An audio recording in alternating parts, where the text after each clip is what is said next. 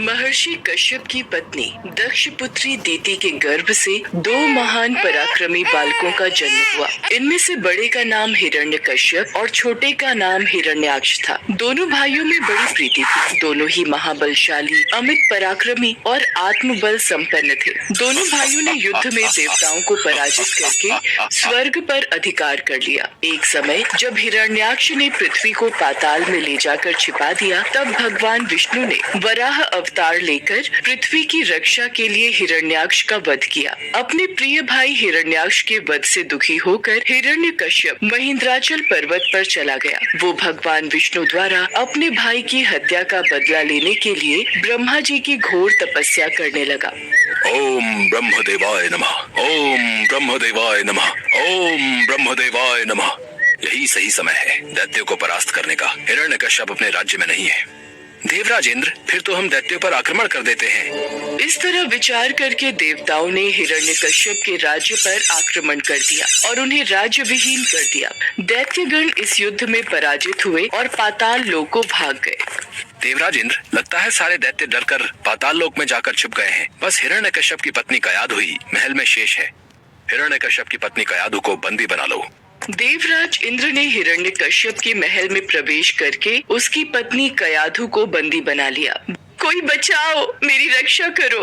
नहीं, हम एक दैत्य की पत्नी को यूं खुला महल में नहीं छोड़ सकते। ये हम सभी देवताओं के लिए हानिकारक है। देवराज इंद्र कयाधु को बंदी बनाकर ले जाने लगे। तभी रास्ते में उनकी देवर्षि नारद से भेंट हो गई। नारायण नारायण। देवराज इंद्र, कयाधु को कहाँ लेकर जा रहे हो? देवर्षि नारद, इसके गर्भ में हिरण्यकश्यप का अंश है। अगर वो जीवित रहा तो एक दैत्य और जन्म ले लेगा। मैं ऐसा कदापि नहीं होने दूंगा। नहीं देवराज इंद्र, कयाधु के गर्भ में पल रहा शिशु आगे चलकर भगवान विष्णु का परम भक्त बनेगा। इसे मारना तुम्हारी शक्ति के बाहर है, अतः इसे छोड़ दो। नारद जी के कथन का मान रखते हुए इंद्र ने कयाधु को छोड़ दिया और वापस चले गए। नारद जी कयाधु को अपने आश्रम में ले आए और उससे बोले, बेटी, तुम यहाँ आराम से रहो जब तक तुम्हारा पति हिरण्यकश्यप अपनी तपस्या पूरी करके नहीं लौटता। तुम इसी आश्रम में रहोगी। हे देवर्षि, आपने मेरी और मेरी होने वाली संतान की रक्षा की। मैं सदैव आपकी आभारी रहूंगी। कयाधु उस पवित्र आश्रम में नारद जी के सुंदर प्रवचनों का लाभ लेती हुई सुख पूर्वक रहने लगी, जिसका गर्भ में पल रहे शिशु पर भी गहरा प्रभाव पड़ा। भगवान विष्णु के नाम का जाप कयाधु और उसके होने वाले बच्चों के कानों में सदैव पड़ता था। धीरे धीरे समय बीता और कयाधु ने एक पुत्र को जन्म दिया, जिसका नाम प्रहलाद रखा गया। इधर हिरण्यकश्यप की कठोर तपस्या पूरी हो चुकी थी। ब्रह्मा जी प्रकट हुए। हिरण्यकश्यप, मैं तुम्हारी तपस्या से प्रसन्न हूँ। मांगो, क्या वरदान मांगते हो? ब्रह्मदेव, मुझे ऐसा वरदान दीजिए, मुझे न कोई घर के भीतर मार सके, न घर के बाहर, न अस्त्र से, न शस्त्र से, न दिन में न रात में, न मनुष्य से और न पशु से, न आकाश में न पृथ्वी में। ठीक है पुत्र, यदि तुम्हारी ऐसी ही इच्छा है तो मैं तुम्हें ये वरदान प्रदान करता हूँ। वरदान मिलने के बाद हिरण्यकश्यप को अपने ऊपर अहंकार हो गया और वो तीनों लोगों पर अत्याचार करने लगा। कुछ समय के बाद कयाधु भी प्रहलाद को लेकर राजमहल में आ गई। भक्त प्रहलाद शिक्षा दीक्षा ग्रहण करने गए तो वहाँ भी वो श्री हरि का नाम ही जपते थे। जब ये बात हिरण्यकश्यप को पता चली तो वो क्रोध में आ गया। अरे, ये बड़ा दुरात्मा है, इसको मार डालो। अब इसके जीने से कोई लाभ नहीं है, क्योंकि ये शत्रु प्रेमी तो अपने कुल का ही नाश करने वाला हो गया है। नहीं नहीं स्वामी, ऐसा मत कीजिए। मेरे लाल, मेरे बालक को छोड़ दीजिए। ये आपका पुत्र है। सैनिकों ने प्रहलाद को अनेकों प्रकार से मारने की चेष्टा की, पर उनके सभी प्रयास श्री हरि की कृपा से असफल हो जाते थे। हिरण्यकश्यपु ने प्रहलाद के हाथ पैर बांधकर समुद्र में फेंकवाया, विषैले सांपों से डसवाया और पर्वत शिखर से गिराया, पर भगवान विष्णु के आशीर्वाद से प्रहलाद को कुछ भी नहीं हुआ।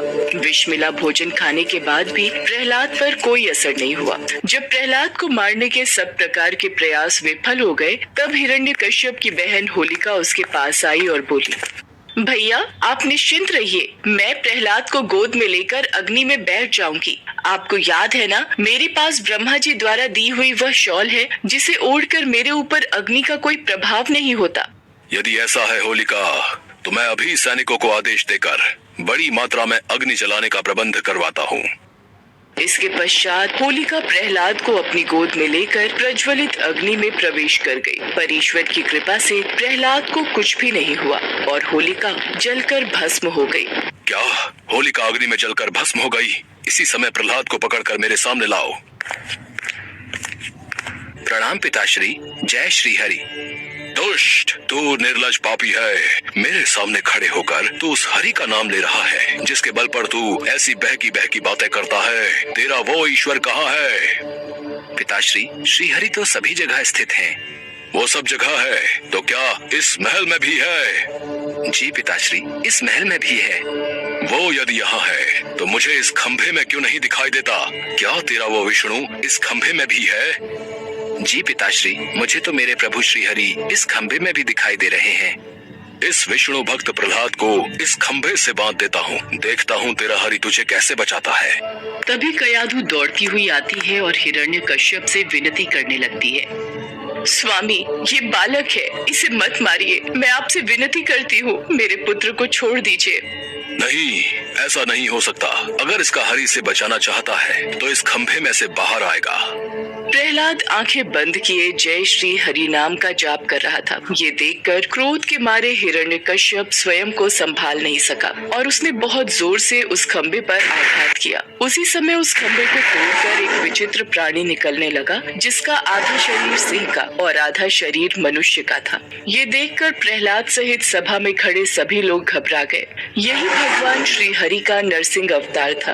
उनका रूप बड़ा भयंकर था। उनकी तपाए हुए सोने के समान पीली पीली आंखें थी। उनकी दाढ़ें बड़ी विकराल थी और वे भयंकर शब्दों से गर्जन कर रहे थे। उनके निकट जाने का साहस किसी में नहीं हो रहा था। ये देखकर हिरण्यकश्यप सिंहनाद करता हुआ हाथ में गदा लेकर नरसिंह भगवान पर टूट पड़ा। तब भगवान नरसिंह और हिरण्यकश्यप के बीच युद्ध आरंभ हो गया। नरसिंह भगवान ने हिरण्यकश्यप को झपट कर दबोच लिया और उसे सभा की चौखट पर ले जाकर अपनी जांघों पर गिरा लिया और बोले, हे हिरण्यकश्यप, ब्रह्मा जी के वरदान का आदर करते हुए मैं तेरा वध कर रहा हूँ। न दिन है न रात है, संध्या बेला है, न घर के भीतर न ही बाहर। मैं तुझे चौखट पर मार रहा हूँ। न ही मनुष्य और न ही पशु, बल्कि मेरा आधा शरीर मनुष्य और आधा शरीर पशु का है। मैं तुझे किसी अस्त्र या शस्त्र से नहीं, बल्कि मैं अपने नाखूनों से मार रहा हूँ। इतना कहते ही नरसिंह भगवान ने अपने नाखूनों से हिरण्यकश्यप के कलेजे को फाड़कर उसे पृथ्वी पर पटक दिया। फिर वहां उपस्थित अन्य असुरों और दैत्यों को खदेड़ कर मार डाला। भगवान नरसिंह का क्रोध बढ़ता ही जा रहा था। वे हिरण्यकश्यप के सिंहासन पर विराजमान थे। उनकी क्रोधपूर्ण मुखाकृति को देखकर किसी को भी उनके निकट जाकर उनको प्रसन्न करने का साहस नहीं हो रहा था। देवताओं के आग्रह पर माता लक्ष्मी उनके निकट आई और भगवान के उग्र रूप को देखकर वे भी भयभीत हो गईं। तब ब्रह्मा जी ने प्रहलाद से कहा, पुत्र प्रहलाद, अब तुम ही भगवान नरसिंह को शांत कर सकते हो। जाओ, उनके समीप जाओ। प्रहलाद भगवान नरसिंह के समीप जाकर हाथ जोड़कर उनके चरणों में बैठ गए और भगवान नरसिंह के क्रोध को शांत किया। तत्पश्चात भगवान नरसिंह